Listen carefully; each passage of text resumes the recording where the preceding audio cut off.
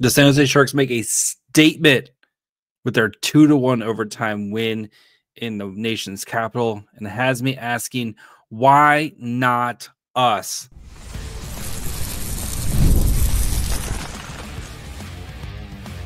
You're Locked On Sharks, your daily podcast on the San Jose Sharks, part of the Locked On Podcast Network, your team every day. Hello, welcome to Locked On Sharks, the premier hockey podcast covering your favorite team in the Bay Area. My name is JD Young, caretaker at the Reef, also co-host of the Locked On NHL Network Tuesday episodes. I want to thank you for making Locked On Sharks your first listen. Proudly part of the Locked On Network. We cover your team every day. And if you want to be an everyday, all you have to do is just follow wherever you get podcasts, or you can watch on YouTube as well. And the San Jose Sharks, your San Jose Sharks, make a massive statement by not only beating the Washington Capitals, frankly, outplaying, going toe-to-toe with the best team in the Eastern Conference. So we're going to discuss that, discuss why not us? Why can't this team be one of those teams that you're talking about in a playoff race? Talk about the defense and dig into the numbers behind this game. So before we do all that, do want to let you guys know that today's episode is brought to you by FanDuel. Start the season with a big return on FanDuel. New customers can place a $5 bet and you'll get started with $150 in bonus bets. If you win your first $5 bet, visit FanDuel.com to get started. Why not? Why can't this be 1994 all over again? This Sharks team started 0-7-2. Looks like there was people saying that this was worse. This team was worse than last year, right? And what has this team done since then? They have won games. They've been competitive. And you're seeing the future arriving right now in San Jose. And I've been very, very hesitant on the saying the P word, and that being playoffs. But tonight's win has me thinking otherwise. And it's still a very long road, and they have still a huge hole they have to continue to dig themselves out of, especially because they've played more games than everybody else, right? But the way they won tonight, and we've seen the offense explode recently, right? 8-goal games, 7-goal games. Like, you've seen this offense generate goals. But tonight was different against a high. And I know, look, the Caps are down Ovechkin. I get that. But against a uber talented team that has been, again, the best team, the best offense in the NHL, they were averaging over 4 goals a game going into this game. You held them to 1 goal. And frankly, as the game went on, you outplayed them. And credit to the defense, which has been a hot mess at times this year. They were stellar tonight. Mackenzie Blackwood, absolutely stellar tonight. But Macklin Celebrini, changing the franchise. I just didn't think it would happen this fast. It's every time he's on the ice, you feel like he's going to do something special. And he had some opportunities tonight, had a secondary assist on the game-winning goal by William Macklin, but he has already changed the franchise. And the kid just keeps asking for more, right? He gets hit in the face by Tom Wilson, one of the baddest dudes in the NHL. Like, nobody wants to mess with. And you could say, like, why didn't the Sharks do, he gets hit in the face, why didn't the Sharks respond? Because they knew they're about ready to go on a 4-minute power play with 2 minutes left in the game. Like, that is not a time to take a penalty. Of course, Tom Wilson wants to bring somebody with him. They were smart there. If that happens in the second period, fine. They were smart. they knew Celebrini's going to be okay. Oh, yeah, he's bleeding. He's got the cotton swab. Like, kid's back out there as soon as he can. He changes this franchise for the better because of the skill that he's already proving in all three zones and just the energy behind this team. Where, yes, they had the, never say die Sharks attitude. Now you're just seeing this team just take it to teams, right? And they still have lessons to learn, right? You look at the Kraken game on Saturday, and we talked about that, where that's a learning lesson where you have a big lead and you need to continue to kind of push things there. But tonight I was so impressed with this team, the way they fought back in this game. And especially the first period, right? They got outshot heavily in the first period of this game. By the end, they're leading shots, and especially the third period. The third period was like second in the third period where they took it to the Caps and out more shot attempts. They had more high danger chances, more scoring chances in both those periods. And then, of course, right, you finish something on the power play. And, you think back to games earlier this year where they had to get the Flyers game, right? You have a full 2-minute power play in overtime and you're not able to finish it there. What do you do in this game against the Caps? You take advantage of it and you finish the game. You don't give them a chance. Shots on goal as this game went on, 8-16 in the first period in favor of the Caps, 8-8 in the second period, 13-4. The game's tied. Remember, the game is tied in the entire second period, 13-4 against the best offense in the entire NHL. That has me believing, like, this team has been outplayed for a lot of this season, right? They have found ways to win, but when you put up this type of performance, I'm becoming a believer. And yes, the offense tonight, right? You would have loved to see them put a couple more in the back of the net, and they probably should have, the numbers say they probably should have gotten a little bit more in the back of the net, but it's a really good team in the Caps. And you played toe-to-toe, and as things got tighter in the third period, the Sharks kept their cool, and they found a way to win this game. That is something this team doesn't do 3 weeks ago. It's something we haven't seen this team do in the past 5 years. This is a different team.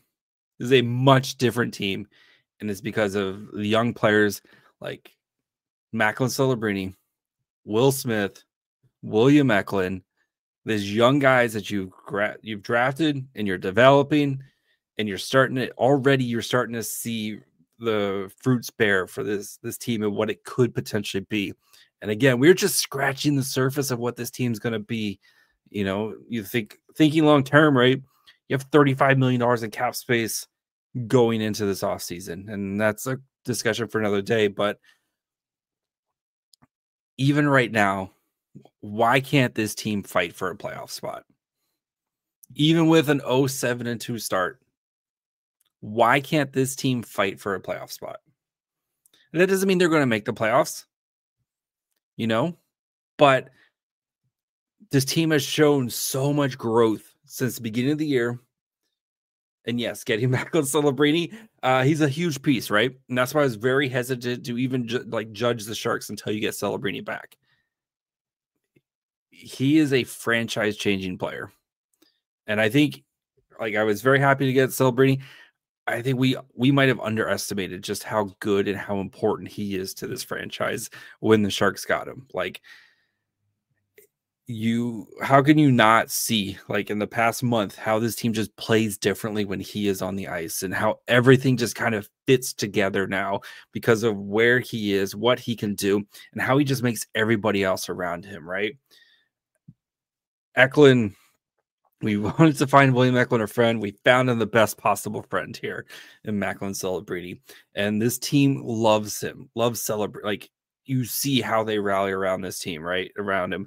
The shot of Celebrini on the bench, right? He's getting the gauze shoved up his nose. He's getting cleaned up. And you see Zetterlund, right, tapping him on the leg, going like, let's go, buddy. We got you for this. So yeah, I'm ready to believe. I'm ready to believe. Why not us? So we're going to dig into this game some more, talk about the defense and Blackwood and how they were kind of the unsung heroes in this game, especially the defense today was excellent. And then we'll dig into the numbers of this game as well as your San Jose Sharks. At least they're the most exciting team in the Bay Area right now. So we'll talk about it some more, talk about this game some more here in just a second. Get ready to tackle the NFL action with FanDuel, America's #1 sportsbook, because right now, new customers can bet $5 and get $150 in bonus bets if you win. The FanDuel Sportsbook app gives you everything you need to place live bets on the NFL all in one place. You get to hunch in the middle of a game. Like, Jameis Winston is dying to throw that pick six very late in a game. You can do that over at FanDuel. You can also check out the latest stats, view live play-by-play, and so much more on the same page where you place your bets. So just visit FanDuel.com to join today. You'll get started with $150 in bonus bets if you win your first $5 bet. That's FanDuel.com. Never waste a hunch and make every moment more with FanDuel, the official sportsbook partner of the NFL.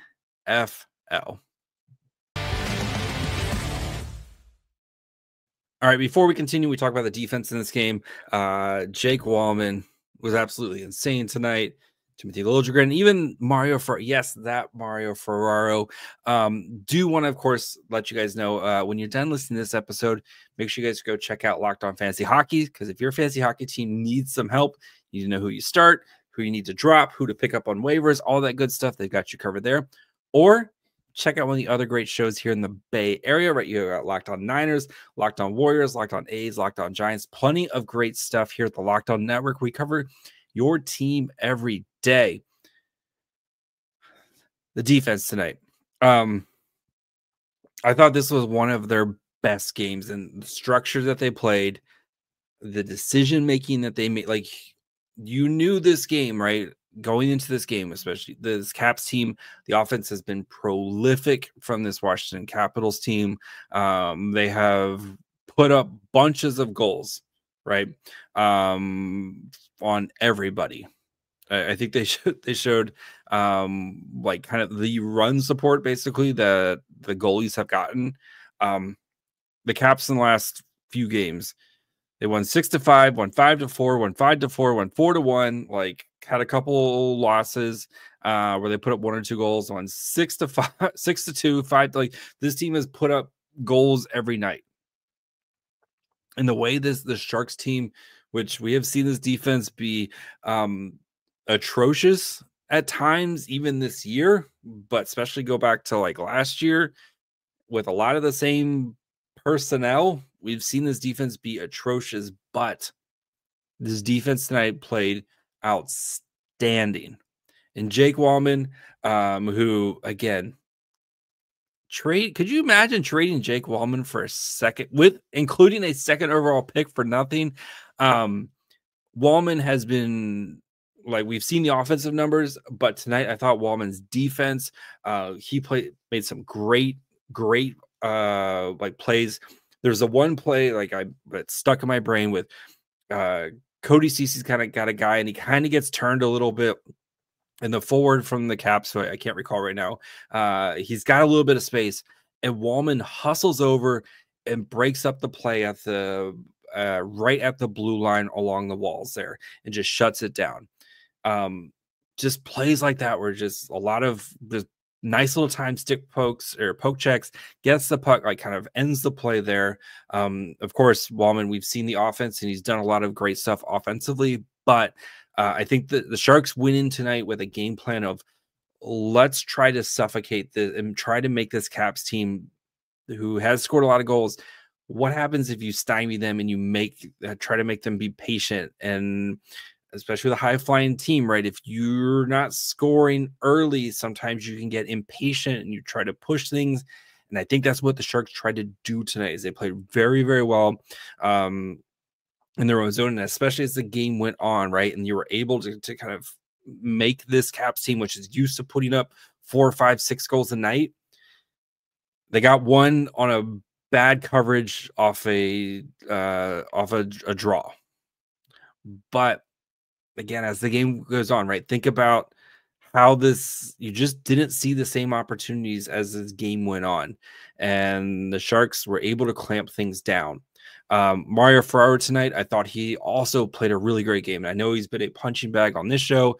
It's easy to pick on him, but over the past couple weeks, Ferraro has really started to pick up his game, and I think him and Liljegren are really starting to kind of find their chemistry together. Liljegren, another guy who I thought was outstanding tonight, had some great offensive opportunities as well. Maybe not expect this type of defensive performance every night. I don't know how sustainable that is, but because I think you have to trade offense for this type of defense. And I think the Sharks are better when they play a little bit running gun offense, especially with their young players. But it just shows a different way that you can win, right? We've seen the Sharks win games recently by scoring 7, 8, goals, and then maybe trying to hang on a little bit, especially that Kraken game. But when you need to clamp things down, the Sharks were able to do it. And you have to also point to Mackenzie Blackwood, who, especially since that Sens game, and a lot of fans calling for Mackenzie Blackwood's head after the Sens game, where he gives up 4 goals on 11 shots. I said, watch what's going to happen. Mackenzie Blackwood's going to be an absolute he is going to make up for that game, and tonight might be that makeup game. 27 saves on 28 shots, 1 goal against, expected goals against 3.23. 964 save percentage, 5 of 6 high danger, 8 of 8 for mid danger saves, and 13 of 13 low danger. Blackwood, especially early in the game, first period, when they needed some saves, you think back to the first period, the Sharks came out hot. The Caps got a very soft call where they were on the power play, and kind of from that, it felt like it was all caps. Blackwood kept the Sharks in this game until they could kind of find their footing. And then the offense took care of, they kind of took care of things from there. But Blackwood has been absolutely outstanding. And if he continues to play like this, again, we have a long, long road. But Blackwood, Askarov, 25-26, that's your goalies. Awesome. Let's do it. So, I'm thoroughly impressed that the Sharks were able to win a game like this. This is, I don't want to say it was playoff hockey, but it was that tight, things weren't easy. You're going to have to kind of fight for everything. You took advantage of your opportunities, especially late. You pushed the pace when you had a chance to. You got it. You earned a power play. Matt Celebrini sacrificing his face there. Probably not going to get any photo shoots here in the next couple days. But between the puck in the face and then now the stick in the face, probably no photo shoots for Celebrini here the next couple days. But just a gutty statement win from this San Jose Sharks team, which. Again, a year ago this time, we are already looking at the draft. The road's open there for you, for the Sharks. A lot of work ahead, but the road is there for you. So we're going to dig into more of the numbers behind this game, look at how the 4 lines performed, talk a little bit more about Will Smith, who I thought had a great game tonight, but just a couple missed opportunities. So we'll take a look at that here in just 1 second. PrizePicks is the best place to get real money sports action. With over 10 million members and billions of dollars in award winnings, PrizePicks has made daily fantasy sports accessible to all. You just pick more or less on at least 2 players for a shot to win up to 100 times your cash. Run your game all season long on PrizePicks. PrizePicks is the best place to get real sports action, and they've also invented the Flex Play, which means you can still cash out if your lineup isn't perfect. You can double your money even if one of your picks doesn't hit. If you sign up today, you will get $50 instantly when you play $5. You don't need to win to receive the $50 bonus. It's guaranteed. With Prize Picks, you can pick win money as your favorite players collect points. So if you had William Eklund over half a goal tonight, you cashed in with that. You just pick more or less on their Prize Picks entry and turn your predictions into cash. Download the app today and use code LOCKEDONNHL to get $50 instantly after you play your first $5 lineup. Again, use the code LOCKEDONNHL on the app to get $50 instantly after you play your first $5 lineup. Prize Picks. Run your game.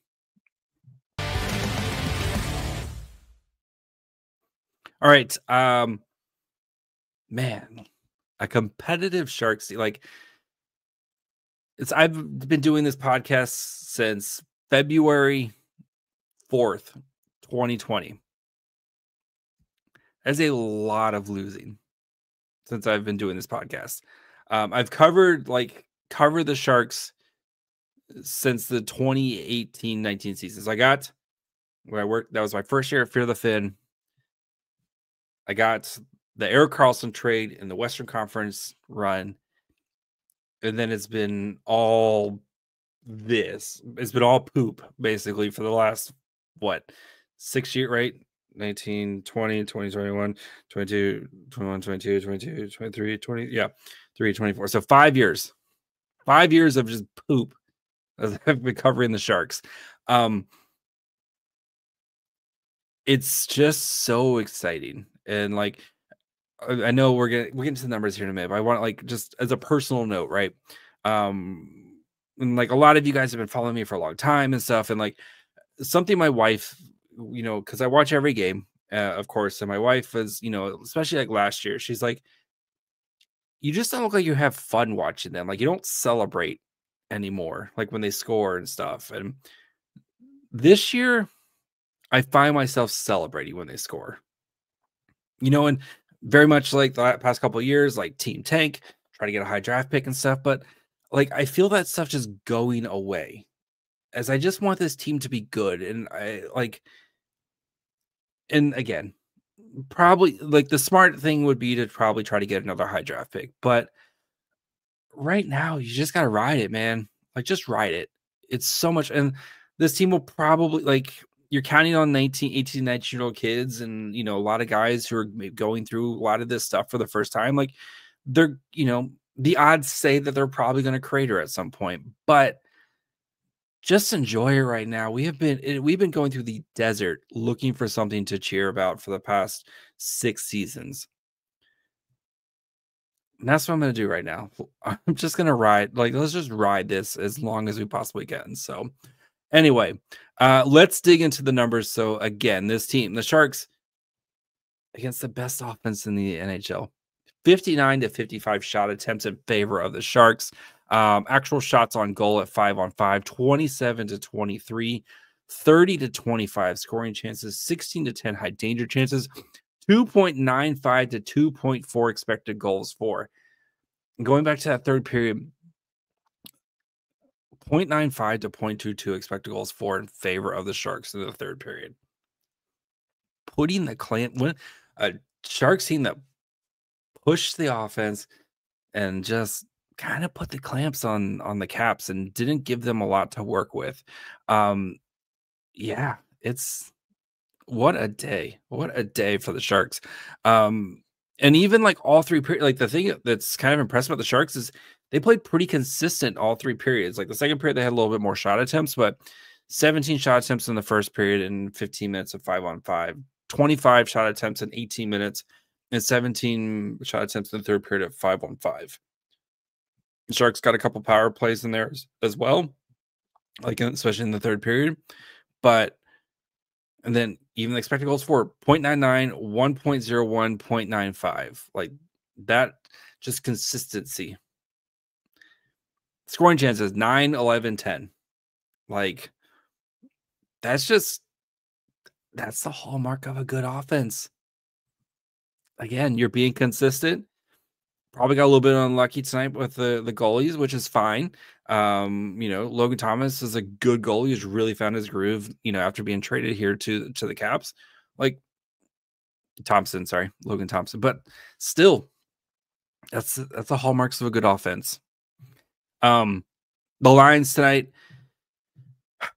Eklund celebrating Zetterlund played 13-12, 17-16 shot attempts, 9-8 actual shots on goal, 0.65 to 1.01 expected goals for, 9-7 scoring chances, 6-3 high danger chances for this line.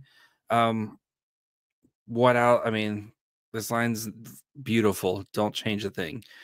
Cunnin, Wenberg to Foley played 10-27, 11-13 shot attempts, 5-7 actual shots. Had a goal, gave up a goal. That to Foley goal. He knew, like, he shot, scored, and he had very dad energy. Just like, cool, man. Let's go. That's why you have Tyler Toffoli on this. That's why you went out and got Tyler Toffoli, because he can score anywhere in the offensive zone. 0.35 to 0.58 expected goals for, 4-7 scoring chances, 1-4 high danger chances. Smith, Granlund, Kostin, 949, 14-12 shot attempts, 7-3 actual shots, 0.95 to 0.39 expected goals for, 9-6 scoring chances, 6-2 high danger chances. And that line had some beautiful opportunities tonight, just continually creating stuff. It's such a great combination of skill sets with Granlund and his ability to kind of do whatever you need. Of course, his passing ability. We've seen his shot this year. I think more confidence in his shooting. Klim Kostin, who has been really found his game over the past couple of weeks here. Shang had a great article on Kostin today over on San Jose Hockey Now. And then, of course, Will Smith, right? And the move from center to wing, I think, has really unlocked Smith in his right now and what he has been able to do. And I think it's just kind of been able to simplify his game. Having a guy like Granlund who can help cover defensively in case Smith makes some mistakes, which he's going to make mistakes, right? He's 19 years old. He's played 25-ish NHL games. Like, of course he's going to make mistakes. But having a guy like Granlund who can help cover some of those, but I think you're seeing Smith make less and less of those mistakes, and you're seeing him gain more confidence in his offensive ability. And I thought he did some good things in the defensive zone, like being in the right position and, like making, like, his job right now in the defensive zone is just make life kind of hard for guys. Like, he's not going to be a defensive ace. That's not his game. Can you just make life difficult for guys? And you're starting to see him do that more and more. So Smith tonight had some good opportunities, was pretty close to, I think potting one. He did have his point streak snapped tonight, but like what we've seen Will Smith October to Will Smith November, it's two different players, man. And that's good on him and the way he keeps sticking to it. I think the Sharks have found something that works with him, and that's what's important. Nico Sturm, title injured. Carl Grundstrom played 640, 7-8 shot attempts, 2-3 actual shots on goal, 0.07 to 0.13 expected goals for, 2-2 scoring chances, and 0-1 high danger chances. Nico Sturm, beautiful. There's play in the game. Ferraro does a great job back checking. Same thing with Nico Sturm tying up his guy on what could have been a really dangerous 3-on-2. But Nico Sturm, Ferraro does a great job getting in there and doing just enough. And Nico Sturm basically shuts down the third guy. I thought Tyler Andrew had some really good plays as well, especially early in the game. He had a chance to kind of pop one on the penalty kill. Maybe we see Grundstrom. I think we'll probably see Grundstrom and Cardwell probably flip-flop here occasionally and stuff like that. But if it's working right now, man, you could glue Cunnin on the second line. You could pick at that, and maybe, you probably want to see a little bit more offensive juice there. But it's working right now, guys. I'm not going to complain about it right now. It's working right now. So if they start to lose and start to get blown out, then we can discuss about they should do this, they should do that. But it's working right now. you outplayed the best team in the East, and you progressively shut them down, and you kept playing. Your offense kept playing their game in this game. So, yeah, I started the show by asking. I'm gonna end the show by asking, why not us? That's gonna be it for me today. We'll be back tomorrow. Make sure you guys are following wherever you get podcasts, and of course, you can watch on YouTube as well. Follow the show on Twitter, Facebook, and Instagram at Locked On Sharks. Follow me on Twitter and Blue Sky at My Fry Hole. Until tomorrow, bye, friends.